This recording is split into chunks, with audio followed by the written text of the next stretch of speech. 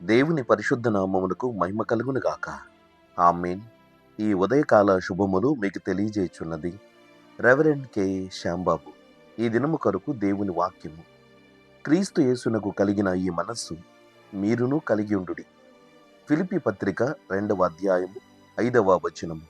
ప్రభునందు ప్రియులారా, దేవుడు మనకు అనుగ్రహించినటువంటి ఆత్మీయమైనటువంటి సంగతుల పుట పరిశుద్ధ గ్రంథం. దేవుని యొక్క మనస్సు ఆ గ్రంథములో నిగూఢపరిచి ఉన్నది, నిక్షిప్తపరిచి ఉన్నది. కనుక బైబిల్ను మనం చదివినప్పుడు దేవుని యొక్క హృదయాంతరంగము మనకు బయలుపరచబడుతున్నది. దేవుని యొక్క మనస్సు మానవులుగా మనం ఎరుగుట అసాధ్యం. కానీ దేవుడు మనందరి మనస్సులను, ఆ మనస్సులలో ఉన్న ఆలోచనలను బహుగా ఎరిగినవాడు. పరిశుద్ధ లేఖనం తెలియపరుస్తున్నది, దేవుడు అంతరింద్రియములను ఎరిగినవాడు. మన హృదయాంతరంగములలో ఉన్న ప్రతి సంగతిని బాగుగా తెలిసినవాడు. కానీ దేవుని యొక్క హృదయము పసిగట్టుట మానవ మాత్రమైన మనకు అంతుపట్టని సంగతి.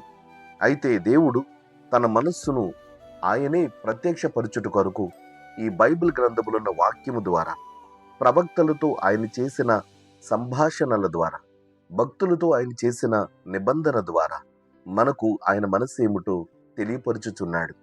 ప్రియ స్నేహితుడ, సోదరి, మనము దేవుని సన్నిధిని ప్రార్థన పూర్వకముగా అడిగినప్పుడు మరింకనేకమైన విషయాలు బైబిల్ గ్రంథంలోని కంటే ఇంకా గూఢమైన సంగతులు బయలుపరుస్తాడు.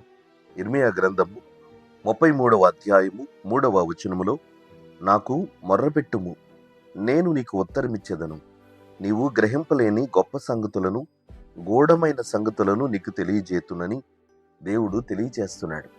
కనుక దేవుని హృదయ సంబంధమైన సంగతులు, ఆయన చేయనుద్దేశించిన ఆలోచనలు, కార్యాలు గురించి ముందుగా మనతో పంచుకోవడానికి దేవుడు ఇష్టపడుతున్నాడు. అనేక సందర్భాలలో ఆయన మనసులో ఉన్న భావాన్ని వ్యక్తపరచుట కొరకు మనలను ఆయన వైపుకు ఆకర్షింపచేస్తున్నాడు. అబ్రహాముతో గాని, నోవాహుతో గాని, ఇంకా అనేక మంది నీతిపరులైన భక్తిపరులతో కానీ దేవుడు తనకి ఉద్దేశాన్ని పంచుకున్నాడు. ఈ రోజున ఆయన మనసు ఏమిటో మనము కూడా ఎరిగి ఉండినట్లయితే ఆ ప్రకారంగా నడుచుకున్నట్టు కొరకు అవకాశం కలుగుతుంది. అపోస్తలుడైన పౌలు ఫిలిప్పీ సంఘానికి తెలియపరుస్తూ యేసుక్రీస్తు యొక్క మనస్సు ఏమిటో వ్యక్తపరుస్తున్నాడు. ఆయన ఆకారమందు మనుషునిగా కనబడిన వాస్తవానికి దేవుని యొక్క కుమారుడు, సాక్షాత్తు దేవుడే అని వాక్యమును తెలియపరుస్తున్నాడు. కనుక యేసుక్రీస్తు దేవుని యొక్క స్వభావము కంటే మానవుల యొక్క పరిస్థితులకు తదనుగుణంగా తన మనస్సును ఉంచి ఉన్నాడు. మనుషులకు మాదిరికరముగా తన మనస్సును వ్యక్తపరుస్తున్నాడు. దేవుడు ప్రేమామయుడు, ఆయన మనస్సు ప్రేమ కలిగినది.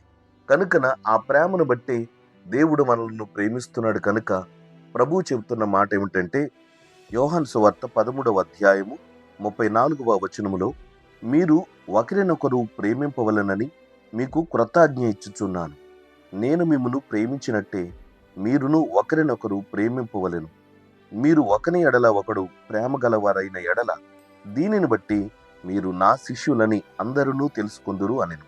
కాబట్టి యేసుక్రీస్తు యొక్క మనస్సు ఏమిటంటే, ఆయన మనల్ని ప్రేమిస్తున్నట్లుగా మనము కూడా ఒకరినొకరు ప్రేమింపబద్ధులమై ఉన్నాం. ఫిలిప్పీ పత్రిక 2వ అధ్యాయము 6, 7, 8 వచనాలలో కూడా ఇదే అభిప్రాయం తెలియపరుస్తూ 8వ వచనములో, ఆయన ఆకారమందు మనుష్యుడిగా కనబడి మరణము పొందునంతగా, అనగా శిలువ మరణము పొందునంతగా విధేయత చూపినవాడై తన్ను తాను తగ్గించుకొనెను అనే వాక్యం తెలియజేస్తున్నాడు. యేసుక్రీస్తు యొక్క మనస్సునకు గూర్చిన మరి ఒక కోణము విధేయత, తగ్గింపు. ఆయన అంటాడు, నేను సాత్వికుడను, దేన మనస్సు గలవాడను, కనుక నా యొద్ద మీ కాడి ఎత్తుకునుట నేర్చుకునుడని మత్తయి సువార్త 11వ అధ్యాయము 29వ వచనంలో ఈ ఆత్మీయమైన పాఠాన్ని నేర్పుతున్నాడు. ఇలాగ ఒకటేమిటి, యేసుక్రీస్తు యొక్క మాటలను, ఆయన వాక్యమును ధ్యానం చేసినప్పుడు క్రీస్తు యేసు యొక్క ఆధ్యాత్మికమైనటువంటి వ్యక్తిత్వం కంటే భౌతిక సంబంధమైనటువంటి మానవుల యొక్క మనస్సును అర్థం చేసుకుని ఆయన ప్రవర్తించి మనుషులకు పాఠం నేర్పిన ఆ ఆత్మీయమైన సంగతులు మనకు బోధపడతాయి. ఆయన మనస్సు ఎరిగి ఆ ప్రకారంగా మనం జీవించగలిగినప్పుడు మన బ్రతుకులు బాగుంటాయి. దేవునికి మహిమ కారణంగా మనం జీవిస్తాం. కుమారుడైన యేసుక్రీస్తు నందలి విశ్వాసము మనము కూడా కలిగి ఉండగలిగినప్పుడు భక్తిని మనకు నేర్పుతున్నాడు.